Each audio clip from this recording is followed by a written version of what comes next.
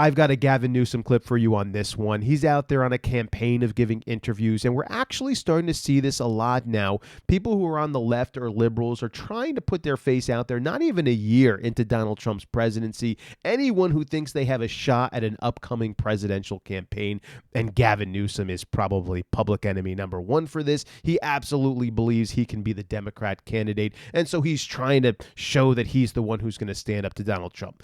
Check out this clip. I fear that we will not have an election in 2028. I really mean that in the core of my soul, unless we wake up to the code red, what's happening in this country, and we wake up soberly to how serious this moment is. This has got to be one of the most ludicrous statements I've heard from a Democrat in maybe a week. Gavin Newsom actually says there to the audience, I don't think we're going to have a 2028 election. I really fear that there's going to be no 2028 election. Look at all the things that are happening. Scary Donald Trump out there. Once again, the Democrats and the liberal left go back to the only thing they know, spreading fear. Why would Gavin Newsom do this? Because he has nothing to stand on. Gavin Newsom has been a disaster for California.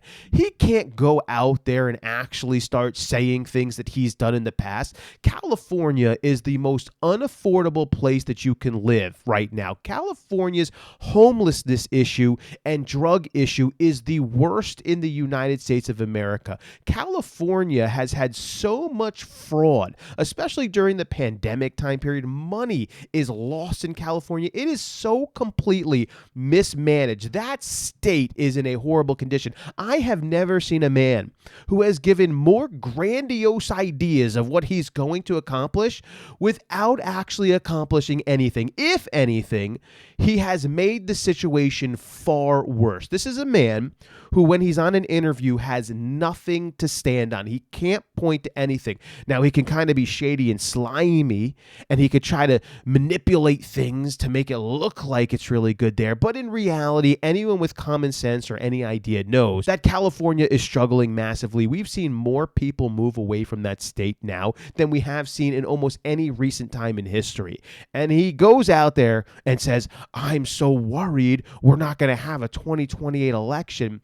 He's just trying to spread fear. He's trying to lift himself up by demonizing other people. This is what the left does. They're already out there.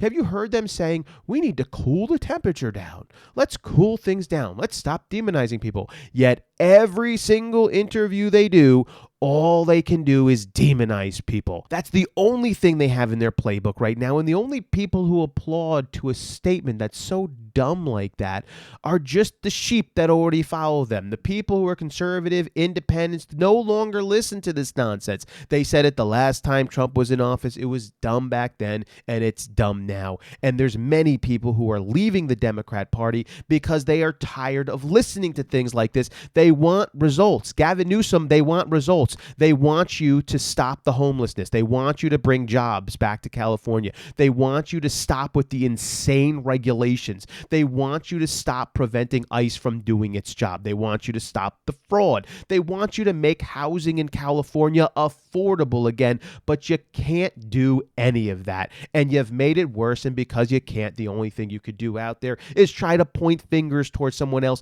and make ludicrous statements that aren't even based in any kind of reality. There's going to be no 2028 election. That's ridiculous. Donald Trump is not going to stop 2028 election. The only sad thing about it is Donald Trump's not going to be able to run in it. Now, it looks like the conservatives, the Republicans, have a lot of good candidates right now. We've got J.D. Vance, who's looking like he's number one. He's probably going to be the guy, and I'm liking everything I'm seeing out of him. This is a man who has standards. He has morals. He's getting things done. He knows how to talk and present himself and take action. We have Marco Rubio, who is doing a phenomenal job in the Trump administration right now. This is a man who's taking action, who's getting things done. He wouldn't just have to sit there and point at Gavin Newsom's downfalls, although I think he should. He can point at the things he's getting done as well. We also have DeSantis, who is in Florida, who I think is another good candidate. I think, unfortunately, he hurt himself a little bit by trying to go in when Donald Trump was. That was a massive mistake. It didn't make any sense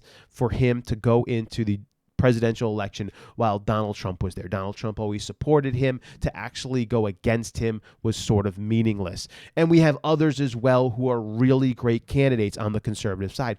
The Democrats have almost nobody.